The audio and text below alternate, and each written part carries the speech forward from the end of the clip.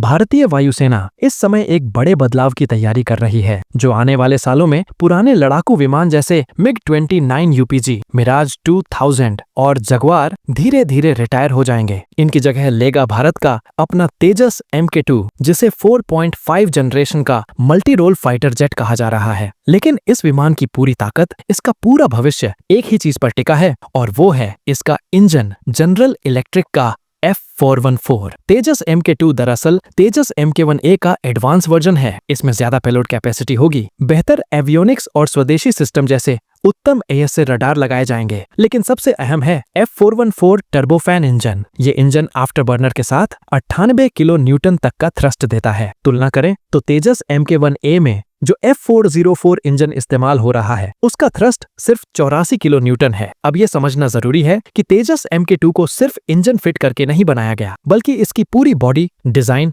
और वजन का संतुलन खास तौर पर F414 के हिसाब से तैयार किया गया है। इंजन को हवा देने के लिए एयर इनटेक का आकार, फ्यूजलेज का volume, engine mounts, cooling system और यहाँ तक कि सेंटर ऑफ ग्रेविटी यानी विमान का बैलेंस, सब कुछ इसी इंजन के हिसाब से डिजाइन किया गया है। इसका फायदा ये है कि विमान अपने परफॉर्मेंस का पूरा इस्तेमाल कर पाएगा, लेकिन इसकी वजह से तेजस MK2 पूरी तरह इस इंजन पर निर्भर भी हो गया है। अब सवाल उठता है कि क्या भारत इसमें कोई दूसरा इंजन इस्तेमाल कर सकता है? मान लीजिए यूरोजेट EJ200 इंजन, जो यूरोफाइटर टाइफून में लगा है। तकनीकी रूप से देखा जाए तो EJ200 का थ्रस्ट लगभग 90 किलो न्यूटन है, यानी F414 से कम। इसका साइज, वजन और एयर फ्लो की जरूरत भी अलग है। अगर इसे तेजस MK2 में फिट करने की कोशिश की जाए तो एयर फ्रेम फिर से डिजाइन करना पड़ेगा, एयर इनटेक बदलना होगा, कूलिंग डक्ट्स नई तरह से बनानी होंगी और बैलेंस भी फिर से कैलिब्रेट करना पड़ेगा। यानी ये लगभग नया एयरक्राफ्ट बन जाएगा, जिसे हम तेजस MK2B कह सकते हैं। इसका मतलब है कि फिर से टेस्टिंग, सर्टिफिकेशन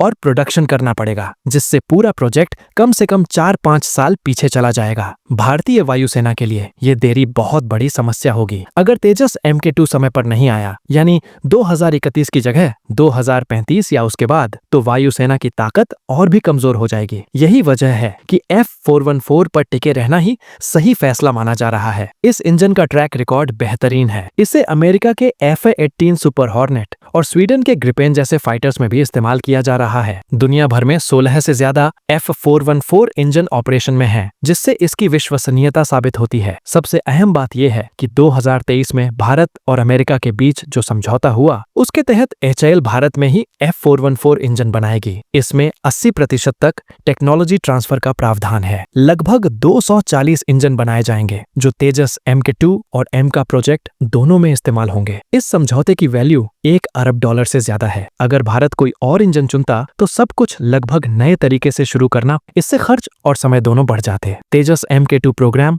पहले ही बहुत टाइट टाइमलाइन पर चल रहा है। पहला फ्लाइट टेस्ट 2027 तक और प्रोडक्शन 2031 से शुरू करने का लक्ष्य है। HAL का प्लान है कि कम से कम 120 तेजस MK2 बनाए जाएंगे और आगे चलकर यह संख्या 200 से भी ज्यादा हो सकती है, ताकि MiG-29, मिराज और जगुआर की जगह इन्हें इंडक्ट किया जा सके। इस प्रोग्राम का बजट लगभग 9,000 करोड़ रुपए है। अगर इंजन बदलने की वजह से नई डिजाइन और टेस्टिंग करनी पड़ी तो लागत कई गुना बढ़ सकती है। तेजस MK1 के लंबे विकास अनुभव से भारत पहले ही जान चुका है कि डिजाइन बदलना कितना रिस्की और टाइम टेकिंग काम होता है। तो साफ है कि तेजस MK2 और F414 इंजन का रिश्ता बहुत गहरा है। इंजन बदलने की कोशिश इस प्रोजेक्ट को सालों पीछे धकेल सकती है और वायुसेना की जरूरतों को अधूरा छोड़ सकती है। अगर भारत F414 के साथ आगे बढ़ता है तो न सिर्फ तेजस MK2 समय पर तैयार होगा, बल्कि भारत का डिफेंस एरोस्पेस इकोसिस्टम भी और मजबूत होगा।